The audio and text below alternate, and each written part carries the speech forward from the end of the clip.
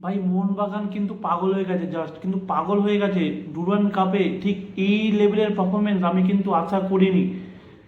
3 ম্যাচে 15 গোল, অপোনেন্টকে কিন্তু তার ডিস্ট্রয় করে দিচ্ছে।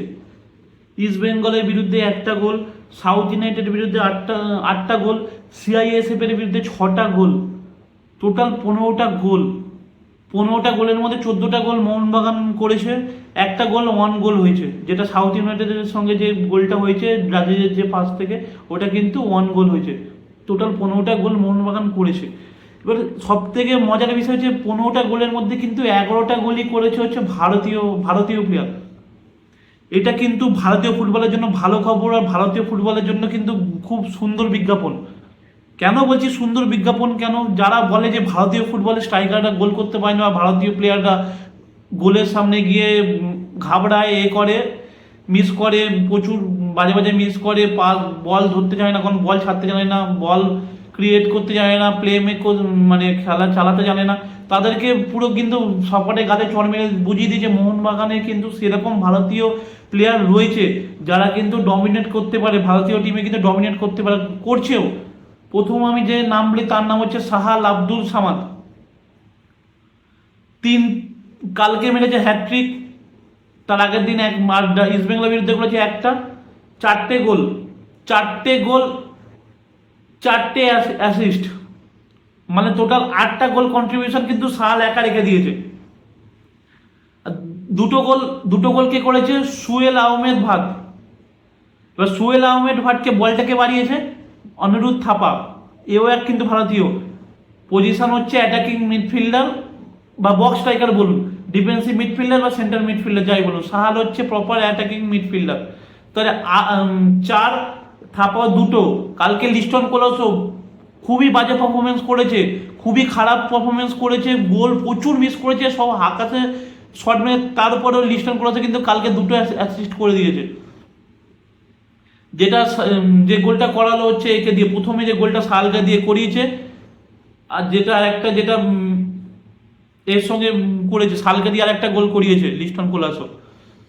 তাহলে 4টে, থাপা 2টো, 4 আর 2 5, 6, সাহাল হচ্ছে 4টে, 10টা 10টা কিন্তু অ্যাসিস্টও করেছে ভারতীয় প্লেয়ার। আর 11খানা গোল কিন্তু ভারতীয় করেছে, তার মধ্যে সাহাল করেছে হচ্ছে 4টে, মনবীর করেছে 4টে, 4 4 8, সুয়েল আহমেদ ভাট করেছে 2টো, 10। আর একটা গোল করেছে হচ্ছে অভিষেক টেকচাম 11, রাহুল বেকে ডিফেন্ডার এ গোল করেছে একটা, 12টা গোল হবে। আর আলবাতো করেছে একটা, ম্যাকলান করেছে একটা, 14, আর একটা 1 গোল হয়েছে। এটা মোহনবাগানের পুরো কিন্তু এই ডুরান্ডের কিন্তু রেকর্ড। সব আরো বড় প্রশ্ন হচ্ছে এক ক্লিন সিট রেখেছে, 3টে ম্যাচে 3টে ক্লিন সিট রেখেছে, এখনো অবধি কিন্তু কোনো গোল খায়নি মোহনবাগান। এটা কিন্তু খুবই ভালো দিক যে মোহনবাগান কিন্তু এখনো অবধি একটা গোল কনসিড করেনি এই ডুরান্ডে। সব থেকে এফেক্টিভ টিম লেগেছে হচ্ছে মোহনবাগানকে। তার উপরে রয়েছে হচ্ছে দিল্লি এফসি গোল করেছে 16টা গোল, কিন্তু তার মধ্যে কিন্তু 2টো গোল খেয়েছে। তাই আমি মোহনবাগানকে দিল্লি এফসির থেকেও এগিয়ে রাখবো। এবার যদি দেখি ইস্ট বেঙ্গল বাদে বাদবাকি যে টিমের সঙ্গে মোহনবাগান খেলেছে, সেই টিমগুলো কিন্তু উইক টিম ছিল, মানে সেই বড় টিমের ইস্ট বেঙ্গল বাদে সেরকম বড় টিমের সঙ্গে খেলা পড়েনি। নকআউটে নিশ্চয়ই ভালো টিম পড়বে। এবার দেখা যাক মোহনবাগান কি করতে পারে। প্যানাগেটিসের সিস্টেমে প্যানাগেটিস দিনপ্রীত আমায় কিন্তু খুবই ইমপ্রেস করেছে। এবার লিস্টন কোলাসো ঠিক দিস ইজ রাইট টাইম, এখনই ঠিক সময় যে লিস্টন কোলাসোকে কিন্তু আমরা মেই না, আমাদের প্লেয়ার লিস্টন কোলাসো, তাই আমাদের কিন্তু সাপোর্ট করা উচিত। ভাই একটা প্লেয়ার একদিন খারাপ দিন আসে, কালকে জীবনে সবথেকে খারাপ ম্যাচটা লিস্টন কোলাসো খেলেছে, খেলার পর 2টো অ্যাসিস্ট কিন্তু করেছে। এবার সবাই বলবে লিস্টনকে আমি কিন্তু সাপোর্ট করছি। হ্যাঁ ভাই, আমরা মোহনবাগান সাপোর্টার, আমার মোহনবাগান প্লেয়ার, তাকে আমি সাপোর্ট করব।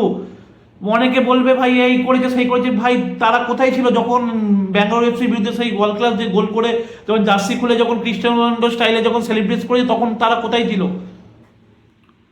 এরকম অনেক ম্যাচ রয়েছে, অনেক ম্যাচ রয়েছে যেখানে লিস্টন কোলাসো একক প্রচেষ্টায় কিন্তু ম্যাচ বের করে দিয়েছে। শিল্ডের মতো গুরুত্বপূর্ণ ম্যাচ, সেই ম্যাচও কিন্তু লিস্টন কোলাসো মুম্বাই সিটি এফসির বিরুদ্ধে যুব ভারতীর টপ মোস্ট গোল করেছে লিস্টন কোলাসোর কোনো কিন্তু এবিলিটি নিয়ে কোনো প্রশ্ন নেই।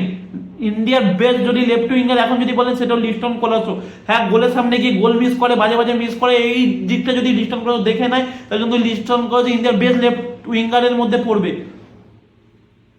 এইবার দেখুন, গোল মিস করা যায়, এটা কিন্তু ফুটবলের অঙ্গ, গোল মিস হয়, কিন্তু গোলের কাছে পৌঁছানোটাও কিন্তু বড় ব্যাপার। লিস্টন কোলাসো কিন্তু 6বার থেকে 7টা মিস করে 7বার কিন্তু গোলের কাছে কিন্তু পৌঁছে গেছে।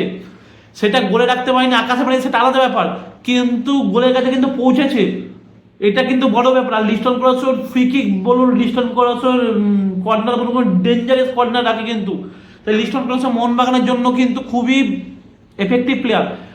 আরও আমি হ্যাটস অফ দেবো একটা ভালো প্লেয়ার, ভালো প্লেয়ার আর একটা ভালো টিমের যারা প্লেয়ার তারা যদি একটা প্লেয়ারকে সাপোর্ট করলে কিন্তু সেই প্লেয়ারটা কিন্তু ফর্মে আসতে বাধ্য। কালকে কিন্তু মোহনবাগানের একটা জিনিস পজিটিভ দিক আমার লেগেছে, যে প্যানাগেটিসকে দেখবে, প্যানাগেটিস কিন্তু লিস্টন কোলাসো এরকম বাজে মিস করার পরও কিন্তু প্যানাগেটিস কিন্তু 90 মিনিট ধরে লিস্টন কোলাসোকে খেলিয়েছে। লিস্টন কোলাসো কি প্লেয়ার ছিল, রাজেশ ছিল, সায়ন ছিল, কিন্তু লিস্টনকে খেলিয়েছে কেন জানেন? লিস্টনের কনফিডেন্সটা ব্যাক করার জন্য, কনফিডেন্সটা ফিরিয়ে আনার জন্য। যে মিস করেছে অবশ্যই, তারপর দেখবেন এক লাস্ট মিনিটে যে গোলে একটা শট রেখেছে, তারপরে কিন্তু প্যানাগেটিস কিন্তু হাততালি দিয়ে অ্যাপ্রিসিয়েট করেছে। এইটা একটা কিন্তু বড় কোচের নমুনা। যখন প্লেয়ারের ভালো টাইম খারাপ টাইম থাকে সেই সময় কিন্তু প্লেয়ারকে কিন্তু সাপোর্ট করতে হয়। আর ঠিক কিন্তু প্যানাগেটিস, ডিন পেরিস কিন্তু সেই রকম সাপোর্ট করছে, কারণ প্লেয়ারের মধ্যে কোয়ালিটি রয়েছে।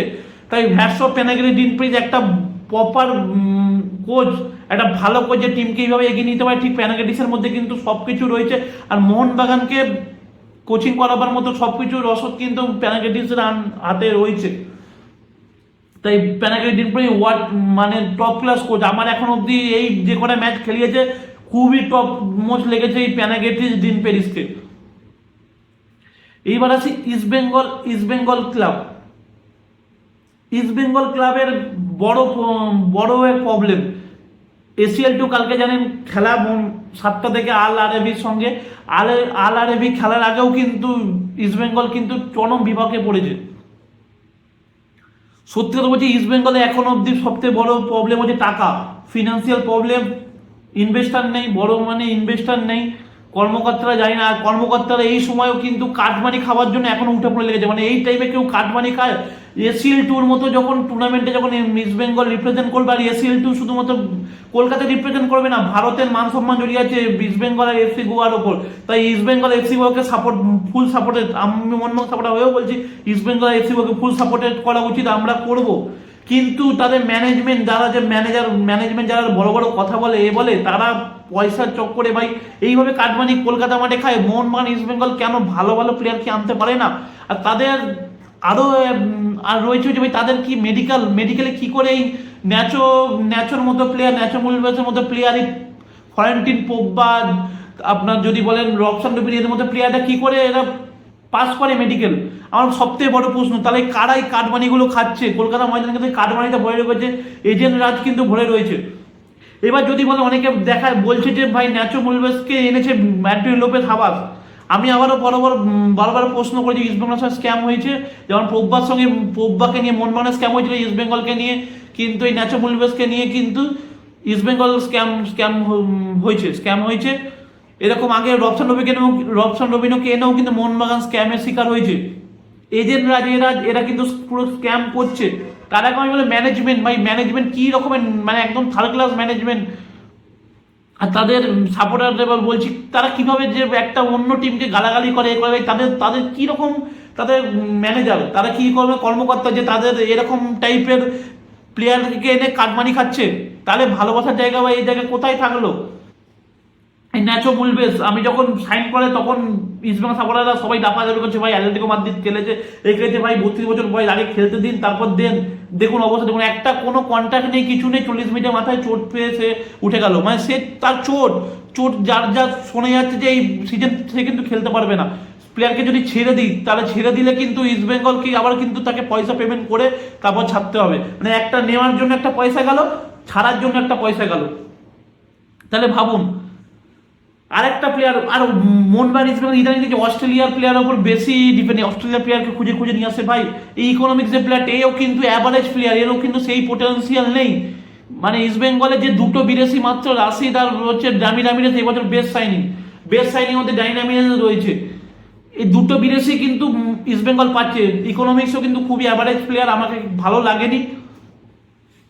তাই জানি না এবার ইস্ট বেঙ্গল এরকম টাইপের টিম কেন করলো, বা এরকম স্ক্যাম কি করে ইস্ট বেঙ্গল প্লেয়াররা, ইস্ট বেঙ্গল সমর্থকরা হলো, বা ইস্ট বেঙ্গল ম্যানেজমেন্ট হলো, আমার কিন্তু অজানা। কারা এই টাকাগুলো খাচ্ছে এরকম পরিমাণ প্লেয়ার এনে, যে ফুটবলটাকে নষ্ট করছে। আর ভারতীয় ফুটবল ঠিক এই কারণে পিছিয়ে, যারা ভারতীয় ফুটবলের সব থেকে সমর্থকরা আগে দায়ী। কেন তারা প্লেয়ার একটা আসে ক্লাবে আসার আগেই, সেই প্লেয়ার খেলুক কি না করুক তাকে নিয়ে লাফালাফি শুরু করে দেয়। এবার প্লেয়ারটা খেলতে দিন, দেখুন এইরকম টাইপের প্লেয়ার ইস্ট বেঙ্গল আনলো, মানে পরিষ্কার ইস্ট বেঙ্গল তো বাদ হলো তো হলোই, সঙ্গে কিন্তু ইস্ট বেঙ্গলেরও কিন্তু ইন্ডিয়ারও বাস হলো। কারণ ইন্ডিয়াকে রিপ্রেজেন্ট করতে যাচ্ছে ACL2 এ কিন্তু ইস্ট বেঙ্গল। জানি না, যার সত্যি কথা বলছি, যার কিছু বলার নেই। একদমই টোটালি জঘন্য মিসম্যানেজমেন্ট ইস্ট বেঙ্গল ম্যানেজমেন্ট। আগে মোহনবাগান ম্যানেজমেন্ট মাঝে মাঝে মিসম্যানেজমেন্ট করেছে, ইস্ট বেঙ্গলকেও বলছি মিসম্যানেজমেন্ট করেছে। কলকাতার ময়দান কিন্তু মিসম্যানেজমেন্টে ভরে গেছে, পুরো এরকম এজেন্টরা ভরে গেছে। আর আমাদের কর্মকর্তারা পয়সা পয়সা কাটমানি খেয়ে কিন্তু প্লেয়ার নিয়ে আসছে। এইবার আমি আসি, দেখুন আমি আর একটা কথা বলতে চাই। পাঞ্জাব এফসি যে যারা খেলে, পাঞ্জাব এফসি টিম সবাই কিন্তু জানেন পাঞ্জাব এফসি একাডেমি কত সুন্দর। পাঞ্জাব এফসি ভালো ভালো প্লেয়ার কিন্তু নিয়ে আসছে। তাহলে কেন মোহনবাগান ইস্ট বেঙ্গলরা কেন এরকম ভালো ভালো প্লেয়ার স্কাউটিং করতে পারছে না? কেন বিদেশি ভালো ভালো স্কাউটিং করতে পারছে না? তার মানে গোড়ায় গলদ রয়েছে। এখনো শুনছি যে ইস্ট বেঙ্গলের 6 নম্বর যে ফরেনার, সেই ফরেনার কিন্তু এখন আনতে পারবে না, কেন তাদের পয়সা নেই। সত্যি কথা, এটা কিন্তু খুবই খারাপ দিক। কারণ এই ইস্ট বেঙ্গল ACL2 খেলছে, ইস্ট বেঙ্গল ভারতকে রিপ্রেজেন্ট করছে। আর যদি এরকম টাইমে যদি এরকম প্রবলেম হয়, এটা কিন্তু খুবই খারাপ জিনিস ভারতীয় ফুটবলের জন্য। এইবার আসবো হচ্ছে ওয়ার্ল্ড ফুটবল নিয়ে। ওয়ার্ল্ড ফুটবলের সব থেকে বড় প্রশ্ন হচ্ছে অ্যালভারেজ তুমি কার? জুলিয়ান অ্যালভারেজ তুমি কার? কালকে জানেন যে অ্যালভারেজের সঙ্গে কিন্তু ম্যানেজমেন্টের মিটিং ছিল। সিমিওনে কিন্তু ডাইরেক্ট ফেস টু ফেস কথা বলার কথা ছিল, কিন্তু ভাই অ্যাটলেটিকো মাদ্রিদ যেটা করছে সেটা কিন্তু খারাপ করছে। কোনো ইচ্ছার বিরুদ্ধে কোনো প্লেয়ারকে কিন্তু এইভাবে খেলানো উচিত নয়। কেন আলভারেজের মনে কিন্তু বার্সেলোনা পড়ে রয়েছে। কালকে ট্রেনিংয়েও কিন্তু সে কিন্তু জয়েন করেছে। ট্রেনিংয়ে যখন জয়েন করেছে, যখন দেখবেন ফিজিক্যালি করছে, ফিটনেস ট্রেনিং করে, সেখানে কিন্তু তাকে দেখেই মনে হচ্ছে সে কিন্তু হ্যাপি নয়, সে অ্যাটলেটিকো মাদ্রিদে খেলতে চায় না।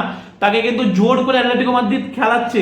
এটা কিন্তু খুবই বাজে জিনিস। আর কালকে সিমিনোর সঙ্গে কিন্তু কথা বলা ছিল, অ্যালভারেজের সঙ্গে কালকে মিটিং ছিল, সেই মিটিংটাও পোস্টপন হয়ে যায়। শুনছি নাকি সিমিনো নাকি দুদিনের ছুটিতে চলে গেছে। এটা কিন্তু পরে অ্যাটলেটিকো মাদ্রিদ বাজে কাজ করছে। কারণ ইচ্ছা করে অ্যাটলেটিকো মাদ্রিদ অ্যালভারেজের উপর প্রেসার ক্রিয়েট করার জন্য কিন্তু চাপ সৃষ্টি করছে, প্লেয়ারটার ভবিষ্যৎ নষ্ট করছে। আমার মতে বলে কিন্তু সে কিন্তু বার্সেলোনা তাকে ছেড়ে দেওয়া উচিত। একটা হিউজ পরিমাণ ট্রান্সফার ফিও দিচ্ছে, 120-30 মিলিয়ন অবধি কিন্তু তার পেছনে গেছে। তাই আমি বারবার করে বলছি কিন্তু সেই প্লেয়ারকে কিন্তু ছেড়ে দেওয়া উচিত, যে প্লেয়ারের ইচ্ছার বিরুদ্ধে খেলানো উচিত নয়। কালকে যখন ট্রেনিংয়ে আসে সবাই বাস থেকে নামে, কিন্তু অ্যালভারেজকে কিন্তু দেখা যায়নি বাস থেকে নামতে। সে কিন্তু পেছনে গেট দিয়ে ঢোকে, দেখেই বোঝা যাচ্ছে যে সে কিন্তু হ্যাপি নয়। আর তার সঙ্গে যা ট্রেনার যারা ছিল, যারা ম্যানেজমেন্ট যারা অনেকে ছিল, অনেক তার সতীর্থ ছিল, তাদেরকে বলে দিয়েছে সে কিন্তু এই ক্লাবে খেলতে চায় না, আমাকে কিন্তু কাউন্ট করো না, সে এরকম ভাবেও বলে দিয়েছে। তাই অ্যালভারেজের মনে কিন্তু বার্সেলোনা রয়েছে। তাই সেই প্লেয়ারকে তার ড্রিম ক্লাবে ছেড়ে দেওয়া উচিত, প্লেয়ারটা ভালোর জন্য, ক্লাবের ভালোর জন্য। জানি না কেন এরকম পরিমাণ করছে। আর আরো প্রশ্ন হচ্ছে রোমেরোর সঙ্গে কিন্তু বার্সেলোনার লিঙ্ক আপ হওয়ার কথা ছিল, কিন্তু কাল থেকে হ্যান্সি ফিলিক আর লাপোর্তা কিন্তু বলে দিয়েছে যে রোমেরোকে তারা নিচ্ছে না। রোমেরোর ফ্লিকের সিস্টেমে কিন্তু রোমেরো ফিট করে না। তাই এবার তার নেক্সট গন্তব্যস্থ কিন্তু অ্যাটলেটিকো মাদ্রিদ। রোমেরো কিন্তু অ্যাটলেটিকো মাদ্রিদ কিন্তু জয়েন করবে, এটা কিন্তু একদম কনফার্ম নাকি বার্সেলোনার কথা হচ্ছে। এইবার বলি, মার্টিনেজের বয়স 30 বছর বয়স, খুব ছোট প্রবণ প্লেয়ার। আর অবশ্যই মার্টিনেজ ফিজিক্যাল অ্যাবিলিটি খুব ভালো। সে কিন্তু ইন্টার মিলানে তার ফিজিক্যাল অ্যাবিলিটি দেখিয়েছে। ইন্টার মিলানে সে কিন্তু লেজেন্ড গড। তাই ইন্টার মিলান থেকে আনা কিন্তু বার্সেলোনায় খুবই টাফ হবে। তাই আমার মতে বলে এই ডিলটা হবে না, 90%ই হবে না। খুব কম চান্স আছে, 10% চান্স আছে যে ওখান থেকে এসি মিলান থেকে চলে আসুক। কেন জানি না এইবার বার্সেলোনাকে মনে হচ্ছে যে তারা কিন্তু আর্জেন্টিনার প্লেয়ারের উপর বেশি কিন্তু ঝুঁকে রয়েছে। কেন কি জন্য যায় না, কিন্তু ভাই এই আর্জেন্টিনা ফ্যান বার্সেলোনা ভাই আলাদা কিন্তু ওয়েভ আছে, কেন জানো বুঝতে পারছো?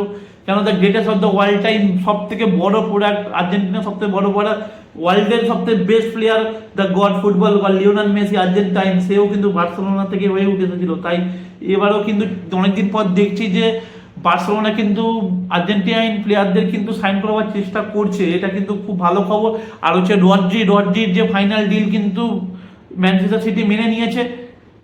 50 মিলিয়নে যে প্রথম যেটা ওইটা ক্যান্সেল করিয়ে তারপরে 65 মিলিয়ন আর 5 মিলিয়ন 70 মিলিয়ন ক্লজ কিন্তু রিলিজ ক্লজ কিন্তু রড্রির জন্য রয়েছে। তাই রড্রি আশা 70 মিলিয়ন ক্লজে আশা খালি সময়ের অপেক্ষা। সে বার্সেলোনার প্লেয়ার, আমাদের বার্সেলোনার ভাই বুস্কেসের like to like replacement Rodri কিন্তু আমাদের ফাইনালি অফিসিয়ালি খুব তাড়াতাড়ি অ্যানাউন্স হয়ে যাবে। আরো সবথেকে ভালো ভাই the god the legend the god Fernando Torres ভাই, ফার্নান টরেসকে সঙ্গে কিন্তু পিএসজি নেগোসিয়েশন চলছে। পিএসজি কিন্তু বার্সেলোনাকে 40 মিলিয়ন যে অফারটা দিয়েছিল এটা কিন্তু বার্সেলোনা রিজেক্ট করে দিয়েছে। এই মনে হচ্ছে এবার আমাদের ক্লাব কিন্তু ট্রান্সফারে নেমেছে ভাই, একদম 40 মিলিয়নে কোনোভাবেই সেই প্লেয়ারকে ছাড়া উচিত নয়। সেই প্লেয়ার ভাই ফাইনালে গোল করেছে, টরেস ফাইনালে তার গোল আছে, নকআউটে তার অ্যাসিস্ট রয়েছে। তাই এই প্লেয়ারকে অত ইজিভাবে ছাড়া উচিত নয়। এর 65-70 মিলিয়নের পেছনে নেওয়া উচিত ভাই। সে ফাইনালে গোল করেছে আর পিএসজির কাছে টাকা রয়েছে, তাহলে কেন সে দেবে না ভাই? এই কোনোভাবেই 40 মিলিয়নে রাজি হওয়া উচিত নয়। আবার সেকেন্ডবার আবার ক্যান্সেল করা উচিত। মিনিমাম 70 মিলিয়ন যেন তার থেকে নেওয়া উচিত। কেন আমাদের রড্রির টাকাটা এখান থেকেই তোলা উচিত। ভালোভাবে কিন্তু এই টরেসকে নিয়ে কিন্তু উচিত লড়াই, কারণ আমরা 11 মাসে কন্ট্রাক্ট রয়েছে সে, আর এরপর কিন্তু সে কিন্তু আর বেশি টাকা পাওয়া যাবে না। তাই কিন্তু টরেসকে নিয়ে কিন্তু বার্সেলোনা ভালোভাবে বিজনেস করবে পিএসজির সঙ্গে, এটাই আই হোপ। এখনো অবধি আমার যদি ভিডিওটা এই বন্ধু যদি দেখে নাও, আমার ভিডিওটা লাইক করো, চ্যানেলটা সাবস্ক্রাইব করো, সঙ্গে বেল আইকন ক্লিক করে নিয়ে নতুন ভিডিও পাওয়া